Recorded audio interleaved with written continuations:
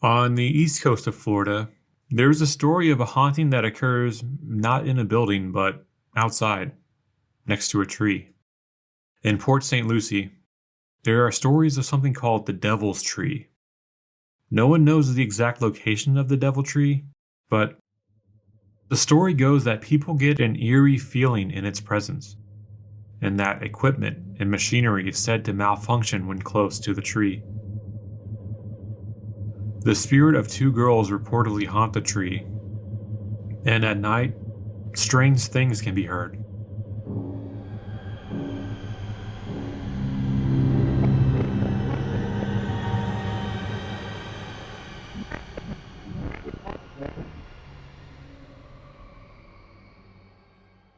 So, where did this story of a devil's tree come from?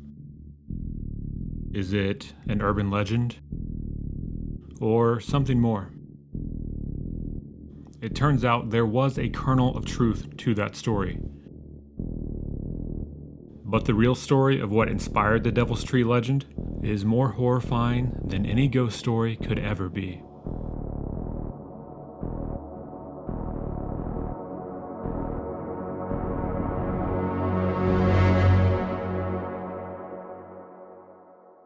We learn more about the morbid, true story behind this urban legend in today's episode of True Okee.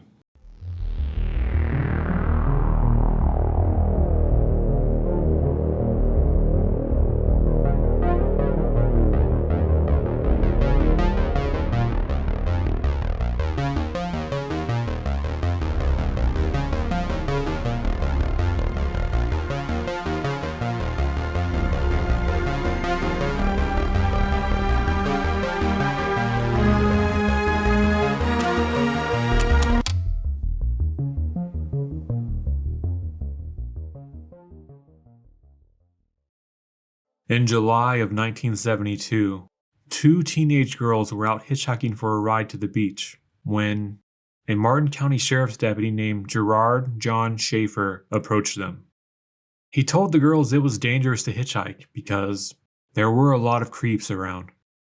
Instead, he offered to meet them the next day and give them a ride to the beach.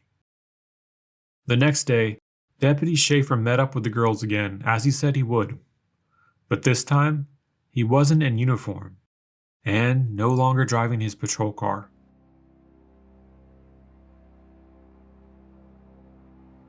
Schaefer tells the girls it's because he's going undercover that day, but that he will still give them a ride. Instead of going to the beach, Schaefer drives the girls to a remote area and puts them in handcuffs, forcing them into the woods. There, the girls come across a tree with two nooses hanging from it. Schaefer forces the girls to balance themselves on the roots of the tree as he tightens the noose around their necks. As the girls stand tied with their necks in a noose, Schaefer proceeds to molest them. After a while, Schaefer tells the girls he's leaving, and that when he returns, one of them would die. Horrifying. But here's the thing. After Schaefer left, those two girls escaped their nooses and ran. When Schaefer returned to the tree and found the girls gone, he realized he was in trouble. He calls his sheriff, Robert Crowder, and tells him he was trying to teach a few girls a lesson and went too far. Sheriff Crowder finds the two girls alive and scared out of their minds. When he hears their story, he realizes this was no simple lesson gone wrong like his deputy had claimed. Schaefer is fired by the sheriff and arrested and charged for what he did to the young girls. He pleads guilty, and this is amazing, is only sentenced to 6 months for the crime. And not only that, but Schaefer was granted a bail extension by the judge, allowing him to take care of the business of helping his wife relocate to Fort Lauderdale before he began his sentence. The extension by the judge gives Schaefer 6 months of freedom before he's due to report to prison. In April of 1973, 4 months after Schaefer reported to prison, 2 men were out collecting rubbish in the undergrowth of a park in St. Lucie County when they discovered something terrible. They find decomposed bodies of 2 girls buried in shallow graves. Police arrive and piece together what happened. The 2 girls' arms were bound, their bones showed evidence of knife cuts, and on a nearby tree, the impression of 2 heavy ropes.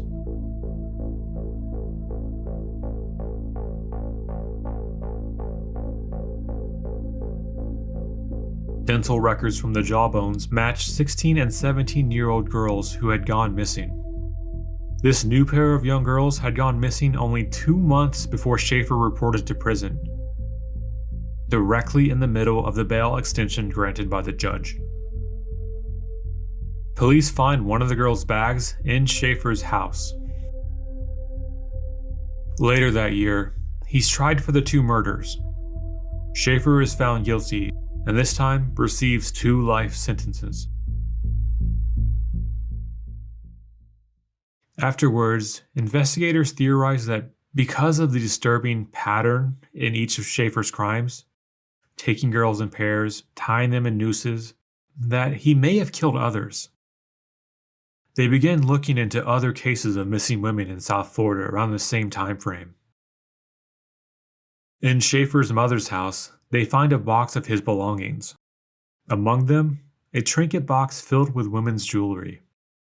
Jewelry that doesn't belong to any other woman in his family.